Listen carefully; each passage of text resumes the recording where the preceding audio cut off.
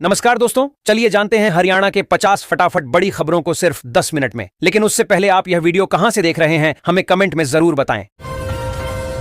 हरियाणा की सड़कों पर दौड़ेंगी 1000 नई बसें, 500 होंगी इलेक्ट्रिक। अनिल विज का ऐलान। हरियाणा के श्रम एवं परिवहन मंत्री अनिल विज ने रोडवेज में 1000 नई बसें शामिल करने की घोषणा की, जिनमें 500 इलेक्ट्रिक होंगी और बसों की लाइव लोकेशन के लिए मोबाइल ऐप भी आएगा। हरियाणा के श्रम एवं परिवहन मंत्री अनिल विज ने राज्य में 34 स्थानों पर बनने वाले ईएसआईसी अस्पतालों एवं औषधालयों के निर्माण कार्य में तेजी लाने के निर्देश दिए। पंचकूला में सेक्टर 14 के कई मार्ग रहेंगे बंद। निगम चुनाव की मतगणना के चलते ट्रैफिक एडवाइजरी जारी। पंचकूला ट्रैफिक पुलिस ने नगर निगम चुनाव की मतगणना के लिए विशेष यातायात एडवाइजरी जारी की है। सेक्टर 14 के कई मार्ग 13 मई को सुबह 5 बजे से शाम 5 बजे तक बंद रहेंगे। केवल अधिकृत वाहनों को ही प्रवेश मिलेगा। नगर निगम चुनाव की मतगणना को लेकर पंचकूला ट्रैफिक पुलिस ने बुधवार के लिए विशेष यातायात एडवाइजरी जारी की है। मतगणना सेक्टर 14 स्थित राजकीय महिला स्नातकोत्तर महाविद्यालय पंचकूला में होगी। सुरक्षा और यातायात व्यवस्था को ध्यान में रखते हुए सुबह 5 बजे से शाम 5 बजे तक कई मार्गों पर आवाजाही प्रतिबंधित रहेगी। हरियाणा में 590 करोड़ के गबन में 5 आईएएस अधिकारी रडार पर, सीबीआई ने मांगी पूछताछ की इजाजत।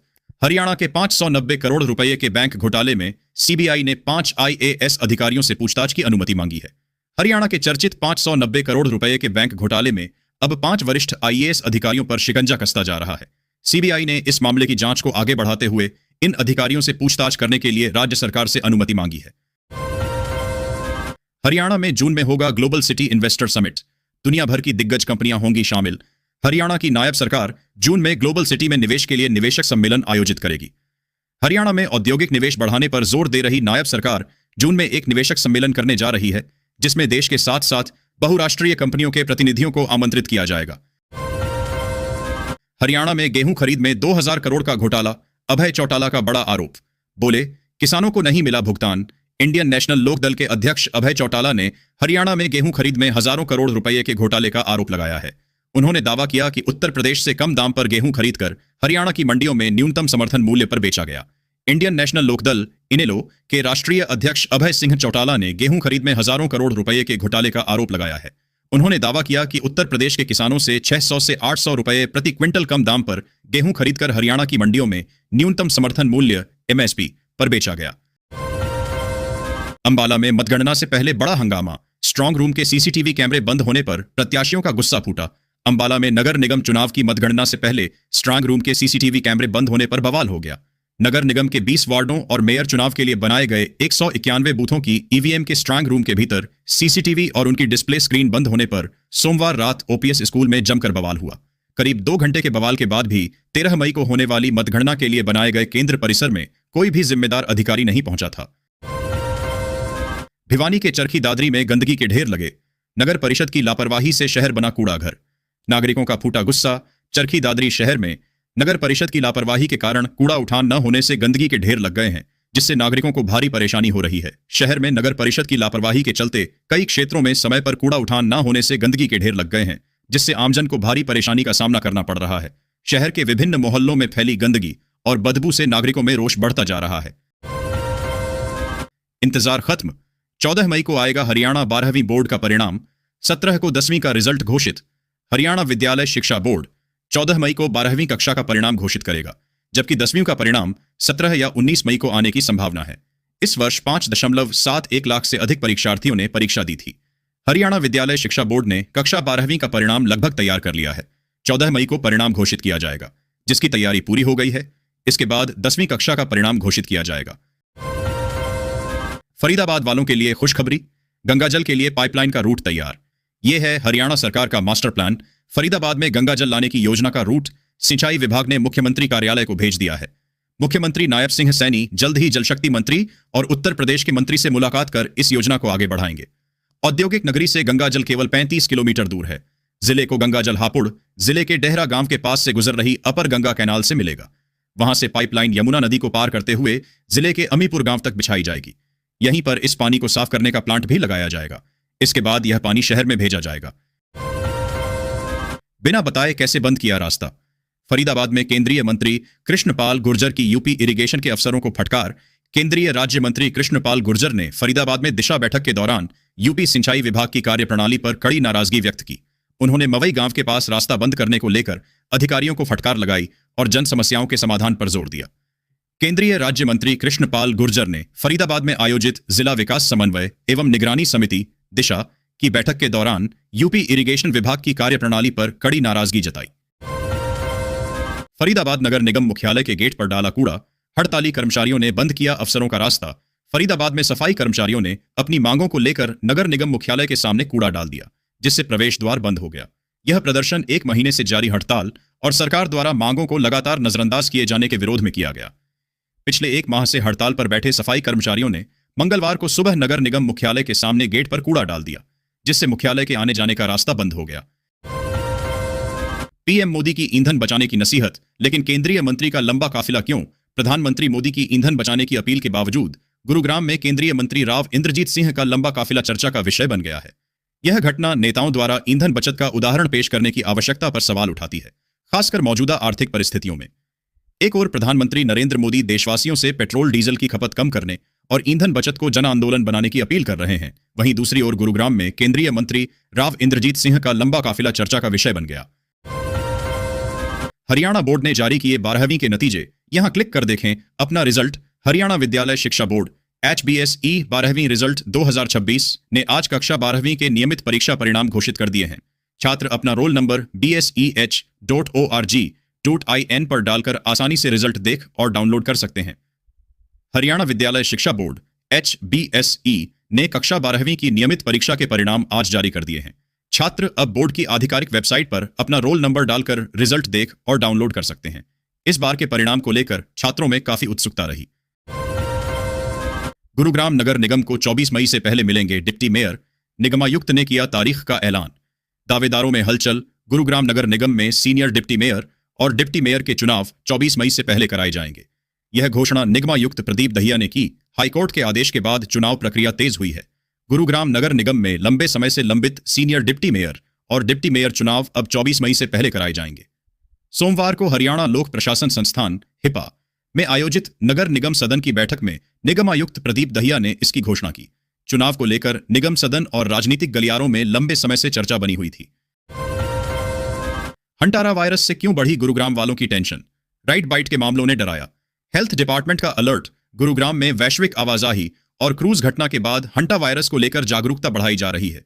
संक्रमित चूहों के मल मूत्र से फैलने वाले इस वायरस का स्थानीय जोखिम कम है, पर स्वास्थ्य विभाग सतर्कता बरत रहा है। अंतर्राष्ट्रीय कंपनियों, विदेशी पेशेवरों और लगातार बढ़ती वैश्विक आवाजाही के कारण गुरुग्राम अब केवल काइनर पोरेट हब नहीं, बल्कि स्वास्थ्य निगरानी के लिहाज से भी संवेदनशील शहर माना जा रहा है।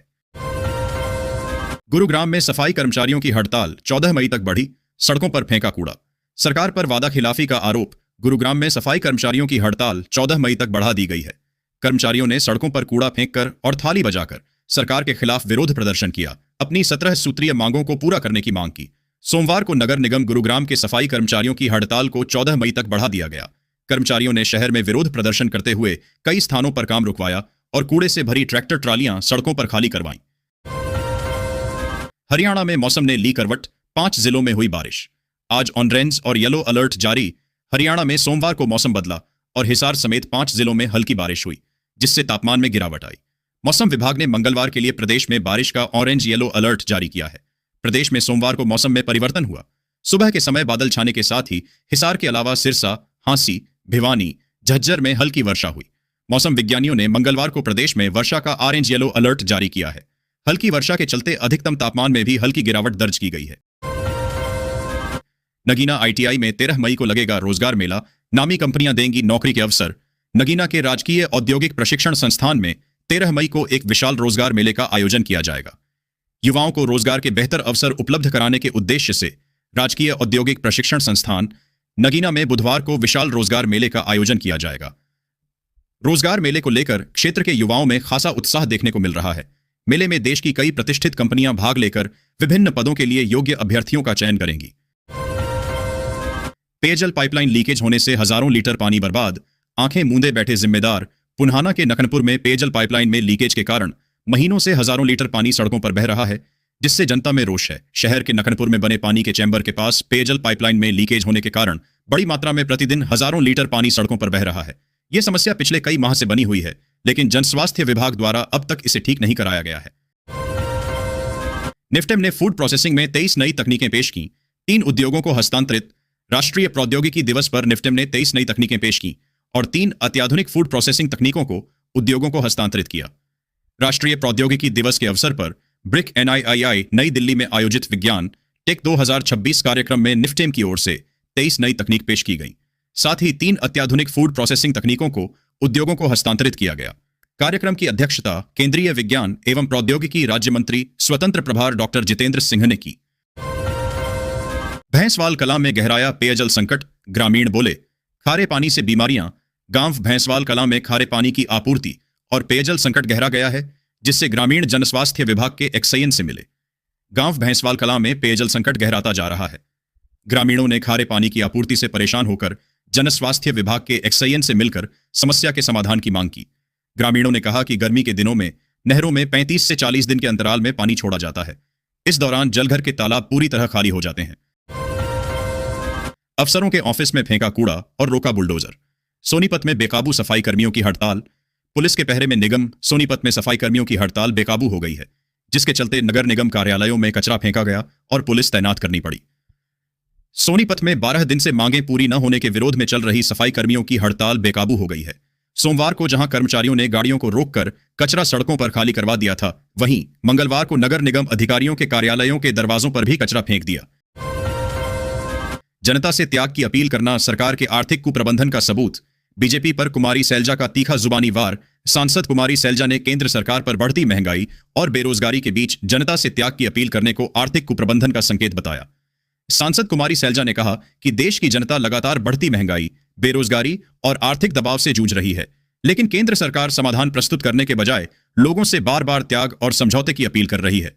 यह स्थिति इस बात का संकेत है कि सरकार आर्थिक चुनौतियों से प्रभावी ढंग से निपटने में सफल नहीं रही है। साजिश के तहत सफेद हुआ सरकारी धन। चौटाला पैक्स गबन मामले में शाखा प्रबंधक और बैंक कर्मचारियों की मिलीभगत बेनकाब। चौटाला पैक्स में 3.22 करोड़ रुपए का गबन सुनियोजित तरीके से किया गया था, जिसकी पुष्टि एसआईटी की 240 पेज की रिपोर्ट में हुई है। चौटाला पैक्स में 3.22 करोड़ डेढ़ रुपए का गबन सुनियोजित तरीके से किया गया। 3 सदस्यीय एसआईटी विशेष जांच टीम ने 240 पेजों की जांच रिपोर्ट में इसका जिक्र किया है। यमुनानगर में लागत भी नहीं निकाल पा रहे टमाटर की फसल के किसान। बीमारियों ने बर्बाद कर दी फसल। यमुनानगर में टमाटर के दामों में भारी गिरावट और फसल में बीमारियों के प्रकोप से किसान आर्थिक संकट का सामना कर रहे हैं। टमाटर के दामों में आई गिरावट से उत्पादक किसान काफी चिंतित हैं। किसानों के मुताबिक कुछ दिन पहले टमाटर की जो 15 किलो की क्रेट 500 से 550 रुपए तक बिक रही थी, वहीं अब घटकर 100 से 150 रुपए तक आ गई है। यमुनानगर में मिड डे मील राशन की सप्लाई ठप। अपनी जेब से पैसे खर्च कर बच्चों को खाना खिला रहे शिक्षक। यमुनानगर के सरकारी स्कूलों में मिड डे मील राशन की आपूर्ति 1 माह से ठप है, जिससे बच्चों के भोजन पर संकट आ गया है। सरकारी स्कूलों में बच्चों की थाली भरने की जिम्मेदारी मिड डे मील वर्कर्स से लेकर स्कूल प्रभारियों व शिक्षकों की जेब पर आ गई है। जिले के कई राजकीय स्कूलों में मिड डे मील का राशन खत्म होने के बाद वर्कर्स व शिक्षक बाजार से फुटकर में राशन खरीदकर बच्चों का भोजन तैयार करा रहे हैं। गर्मियों की छुट्टियों में सफर होगा आसान। यमुनानगर जगाधरी स्टेशन पर रुकेंगी 4 समर स्पेशल ट्रेनें। रेलवे ने गर्मियों की छुट्टियों में यात्रियों की भीड़ को देखते हुए यमुनानगर जगाधरी स्टेशन पर 4 समर स्पेशल ट्रेनों का ठहराव दिया है। जून में गर्मियों की छुट्टियों के दौरान ट्रेनों में यात्रियों की बढ़ती भीड़ को देख रेलवे समर स्पेशल ट्रेनें चला रहा है। इनमें 4 ट्रेनों का ठहराव यमुनानगर जगाधरी स्टेशन पर दिया गया है। इनके संचालन से पंजाब, हरियाणा, उत्तर प्रदेश, बिहार, बंगाल व झारखंड जाने वाले यात्रियों को राहत होगी। खिलाड़ियों को राजनीति करना शोभा नहीं देता। हरियाणा खेल मंत्री की विनेश फोगाट को सलाह। हरियाणा के खेल राज्य मंत्री गौरव गौतम ने पहलवान विनेश फोगाट को खेलों में राजनीति न करने की सलाह दी है। हरियाणा के खेल राज्य मंत्री गौरव गौतम ने जुलाना की कांग्रेस विधायक एवं महिला पहलवान विनेश फोगाट को खेलों में राजनीति नहीं करने की सलाह दी है। गौरव गौतम ने कहा कि विनेश खिलाड़ी होने के साथ साथ विधायक भी हैं। ऐसे में खिलाड़ियों को राजनीति करना शोभा नहीं देता। हरियाणा में 740 करोड़ रुपए का बैंक घोटाला। पत्नी और ड्राइवर के नाम पर बनाई कंपनियां, फिर गबन किया सरकारी पैसा। हरियाणा में आईडीएफसी फर्स्ट बैंक और एयू स्मॉल फाइनेंस बैंक से जुड़े 740 करोड़ रुपए के घोटाले में ईडी ने पूर्व बैंक प्रबंधक रिभव आर्शी को मास्टरमाइंड बताया है।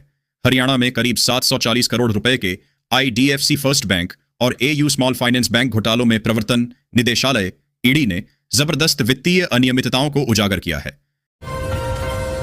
हरियाणा निकाय चुनाव, कम मतदान ने बिगाड़े भाजपा कांग्रेस के समीकरण, परिणामों में हो सकते हैं उलटफेर। बुधवार को आएगा रिजल्ट।